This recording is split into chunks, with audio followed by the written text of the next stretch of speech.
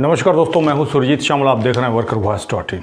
दोस्तों, सहारा श्री सुब्रत राय जी का 14 नवंबर 2023 को निधन हो गया है, जिसके बाद अफवाहों का बाजार गर्म है। हर रोज़ नया नया न्यूज़ वायरल किया जा रहा है। पिछले 2 दिन से एक न्यूज़ काफ़ी वायरल है, अलग अलग न्यूज़पेपर में अलग अलग पोर्टल पे आया है, और जिसके तहत ये बताया जा रहा है कि सहारा से भी रिफंड खाते में जो 25,000 करोड़ है वो लावारिश है, मतलब उसका वारिश कोई नहीं है और उसको सरकार वापस अपने कब्ज़े में ले लेगी। और ये भी बताया जा रहा है कई न्यूज़ के द्वारा कि उसको गरीब का कोई स्कीम होगा जिससे गरीब को लाभ हो, उसके तहत उन लोगों को दिया जाएगा, और साथ ही जो लोग क्लेम करेंगे उनको भी पैसा दिया जाएगा। तो आज इस न्यूज़ की सच्चाई काफ़ी कम समय में मैं आपको बताऊंगा, लेकिन सेबी जो प्रमुख हैं, जिनका नाम है माधवीपुरी बुच, उनका एक वीडियो भी मेरे पास है जो इसी पैसे को लेकर के एक छोटा सा क्लिप है जो कि मैं दिखाऊंगा। वो काफ़ी चौंकाने वाला है। हालांकि मेरे पास सेबी का कई चिट्ठी आया है सहारा इंडिया का, जब भी हमने कंप्लेन वगैरह किया है, और जो भी जानकारी मैं दे रहा हूँ सेबी जो हमें बता रहा है, लिख करके बता रहा है, रिटन में बता रहा है, उसी के आधार पे दे रहा हूँ।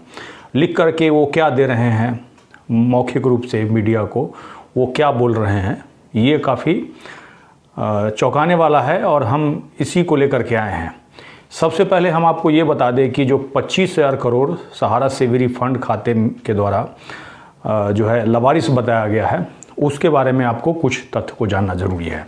हालांकि इसके बारे में हमने कुछ जानकारी आपको 2-3 दिन पहले शेयर की थी। अगर आपने उस वीडियो को नहीं देखा तो यहाँ पे आई बटन पे क्लिक करके देख लीजिए, साथ ही मैं नीचे वीडियो के डिस्क्रिप्शन में भी लिंक दे दूँगा।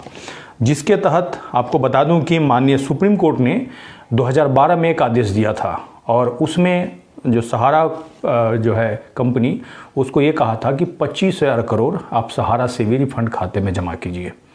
अब ये बात मैं आपको इसीलिए बता रहा हूँ क्योंकि ये जानना काफ़ी ज़रूरी है कि सहारा सेवी के रिफंड खाते में कितना पैसा है और सरकार के जोड़ हिसाब से वो पैसा कितना अभी होना चाहिए। तो ये बात अगर समझ जाइएगा तो ये सारे न्यूज़ की सच्चाई आपके सामने पोल खुल जाएगी। तो 25,000 करोड़ सहारा को जमा कराना था रिफंड खाते में, ताकि आप लोग सेबी के पास क्लेम करके उस पैसे को वापस ले सके। तो सहारा के तरफ से मात्र 15,000 करोड़ जमा किया गया, और 15,000 करोड़ जो जमा किया गया वो पैसा बाकी इन्होंने जमा नहीं किया, इसीलिए ये जेल भी गए थे। अब तकरीबन 2200 करोड़ के आसपास इन्होंने सोसाइटी का पैसा उसके अंदर जमा किया। किसने? तो सहारा के तरफ से जमा किया गया सुब्रत राय के पेरोल को बढ़ाने के लिए।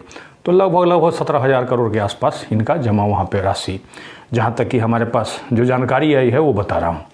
और जैसा कि ये लोग बता रहे हैं, उसी का जो है इंटरेस्ट बढ़ करके 25,000 के आसपास करोड़ हो गया था। अब उसमें से 29 मार्च 2023 को जब भारत सरकार की तरफ से सुप्रीम कोर्ट में पिटीशन लगाया जाता है, तो उसी समय ये बोला जाता है कि जो 25,000 करोड़ जो है उसमें से अगर 5,000 करोड़ हमको दे दिया जाएगा, सेंट्रल रजिस्ट्रार को दे दिया जाएगा, तो जो लोग भी लगातार हमारे पास कंप्लेन कर रहे हैं उनका पैसा हम वापस करेंगे। और वहाँ से 5,000 करोड़ सेंट्रल रजिस्ट्रार के खाता में आ गया। तो अब सहारा सेवी के रिफंड खाते में कितना पैसा बच गया? अगर आपका मैथ कमज़ोर नहीं है तो 25,000 करोड़ में से 5,000 करोड़ माइनस कर दीजिएगा तो 20,000 करोड़ वहाँ बचना चाहिए। और जबकि न्यूज़ वाले ये कह रहे हैं कि 25,000 करोड़ वहाँ पर अनक्लेम्ड पड़ा हुआ, यानी कि किसी ने क्लेम नहीं किया और लवारिस पड़ा हुआ, ऐसा बता रहे हैं। तो एक तो पहली बात इसी से क्लियर हो गई कि जो भी रिपोर्ट इन्होंने लिखा है उसकी कितनी हकीकत है। और दूसरा चीज़, किसी ने क्लेम नहीं किया, उसके बारे में आपको बता दूं कि जहाँ तक कि सेबी के पास जब ये पैसा आया था और ये पैसा आपको लौटाना था, तो 28/5/2023 इन्होंने एडवर्टाइजमेंट शुरू किया, अखबार में न्यूज़ निकालना शुरू किया।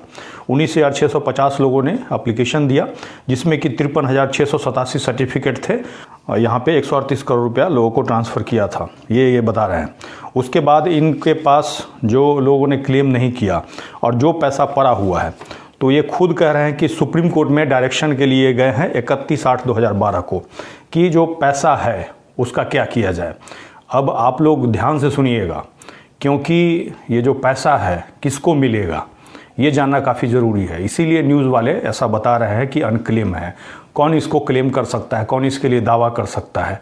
अगर आपके पास जो भी अभी मैं बताऊंगा वो वाला पेपर होगा तो आप चाहे तो इसको दावा कर सकते हैं। भले ही इसमें आपको दे या नहीं दे वो अलग बात है, क्योंकि इनका कहना है कि 2018 तक लास्ट डेट था और उस समय तक जिन लोगों ने भी क्लेम किया उनको हमने पैसा दिया है। आप लोगों ने क्लेम ही नहीं किया, क्योंकि आपको एजेंट ने क्या किया, अलग अलग पहले क्यूशॉप में और फिर सोसाइटी में कन्वर्ट करा दिया। तो अगर पहले वाला अगर पेपर है, उसी की बात मैं बता रहा हूँ, तो इन्होंने क्या किया है, कोर्ट के अंदर एप्लीकेशन लगाया है 21/10/2021 को फर्दर डायरेक्शन के लिए, जो कि इसमें लिखा हुआ है। और अब ये देखिए कन्वर्जन वाला जो है उसके लिए भी एक लेटर हमारे पास ये सेबी का आया है, और इसमें इन्होंने क्या किया है, इधर हिंदी में है और पीछे अंग्रेजी में है, और इसमें यही लिखा हुआ है कि आपका जो कोऑपरेटिव सोसाइटी का जो पैसा है उसके लिए हम क्या कर रहे हैं, कोऑपरेटिव सोसाइटी को आपका कंप्लेंट फॉरवर्ड कर रहे हैं। तो कहने का मतलब आप कोऑपरेटिव सोसाइटी का अगर आपके पास पेपर होगा तो उसको लेकर के आप सेबी के पास नहीं जा सकते हैं, इस बात को आप ध्यान रखिए। तो इसीलिए आपको बता दें कि ये जानकारी मैं आपको दे रहा हूँ, लेकिन सबसे बड़ी बात है कि इस कंपनी के अंदर कौन कौन से जो लोग हैं जो कि क्लेम कर सकते हैं सेबी के रिफंड खाते के पैसे के लिए। तो उसके लिए आपको बता दें कि सबसे पहले 2 स्कीम इसका चल रहा था, एक सहारा का रियल एस्टेट का और एक हाउसिंग का। और उस कंपनी का जो नाम था वो आपको मैं क्लियर बता दूं, और सीधे मैं उसको डिस्क्रिप्शन में भी डाल दूंगा। अगर आपके पास वो पेपर होगा तो उसके लिए आपको क्या करना है वो भी बताऊंगा। सहारा हाउसिंग इन्वेस्टमेंट कॉरपोरेशन लिमिटेड एक कंपनी ये है। अगर इसका पेपर है तो आप कमेंट्स करके बताइएगा। Sahara India real estate corporation limited, ये दोनों का अगर पेपर है तो कमेंट्स करके बताइएगा। फिर मैं आपको तरीका बताऊंगा कि कैसे इसका कंप्लेन करना है, क्योंकि जो अभी सेबी प्रमुख का जो बयान सुनाऊंगा काफ़ी चौंकाने वाला है, और न्यूज़ में जो वायरल किया जा रहा है कहीं ना कहीं कुछ ना कुछ तो बात होती है, और जिसके बाद ऐसा कुछ वायरल किया जाता है। सबसे पहले आपको मैं ये सुनवाता हूँ, इसको गौर से सुनिएगा।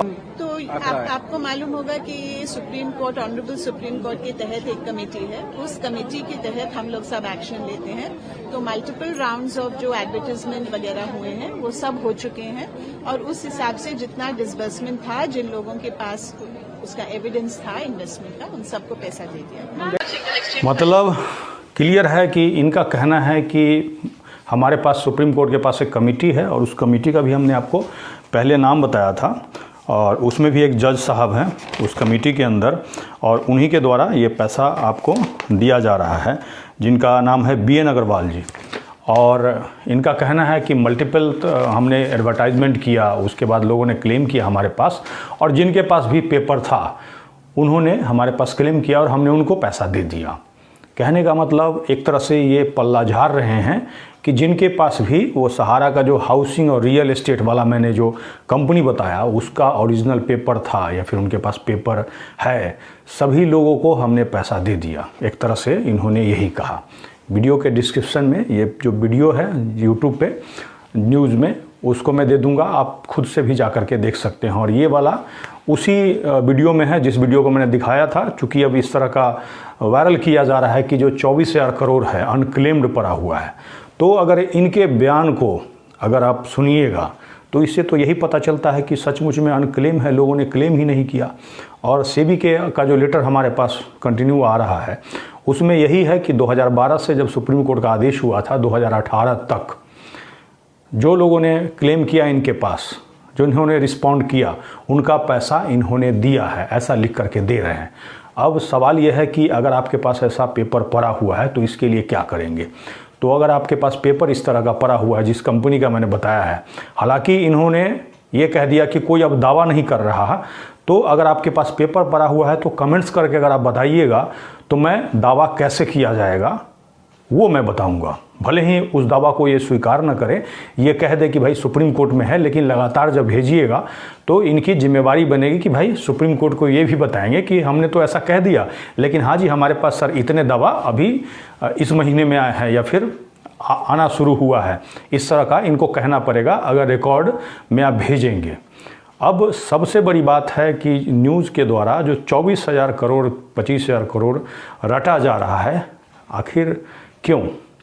क्योंकि कहीं ना कहीं उस पैसे को ये कुछ घोल मोल करना चाहते हैं, इनका बयान सुनने के बाद यही लगता है।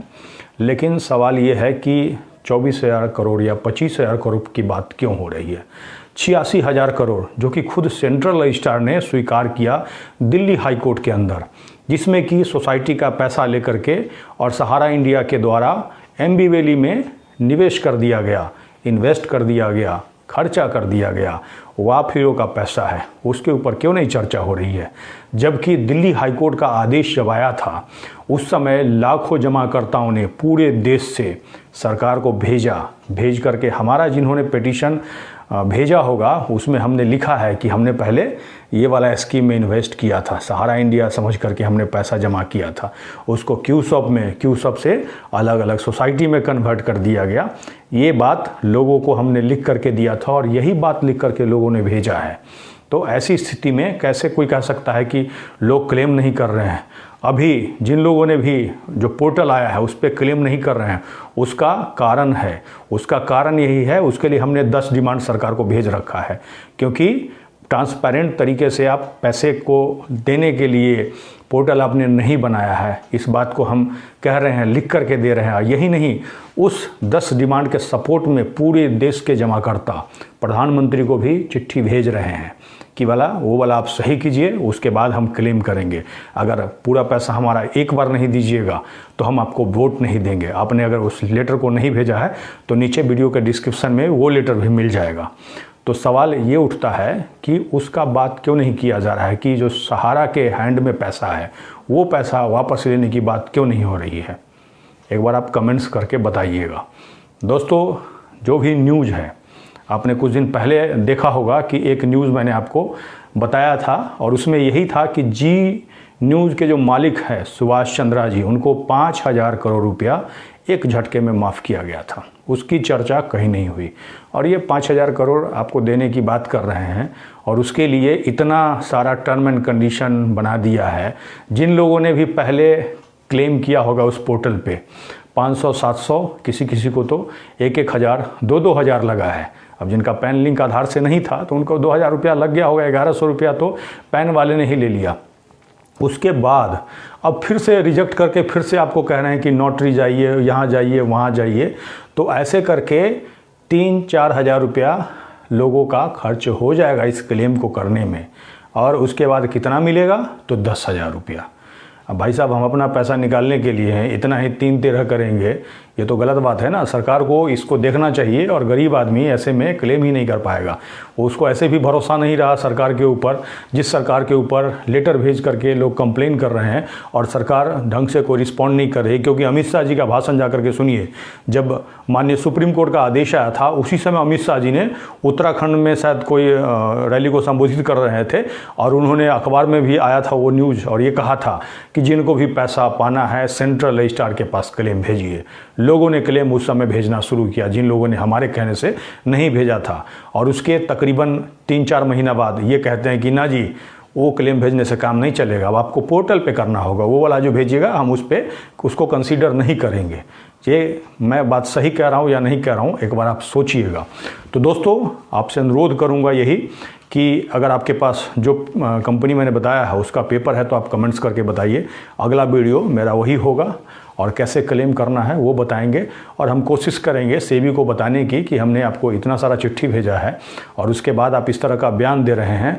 और सबसे बड़ी बात है, जब तक SFIO का रिपोर्ट सामने नहीं आता है तब तक ये गड़बड़ी जो हो रहा है वो नहीं आ पाएगा। क्योंकि पैसा आपने सहारा में लगाया और सहारा से उठा करके वहाँ रख दिया। अब भारत सरकार कह रहा है कि यहाँ सेबी के पास कंप्लेन नहीं कीजिए, अब जाइए वहाँ सोसाइटी के पास कंप्लेन कीजिए। तो इस तरह का जो गड़बड़ी हुआ है वो कहीं ना कहीं SFIO के जांच में क्लियर हो जाना चाहिए था। इस जानकारी को अधिक से अधिक लोगों तक पहुंचाने के लिए शेयर कीजिएगा। अगर आप हमें फेसबुक पे देख रहे हैं तो पेज को लाइक कीजिएगा और यूट्यूब पे देख रहे हैं तो चैनल को सब्सक्राइब करके जुड़े रहिए। इसके साथ ही विदा लेता हूं, जल्द ही एक नई जानकारी के साथ मिलते हैं। धन्यवाद।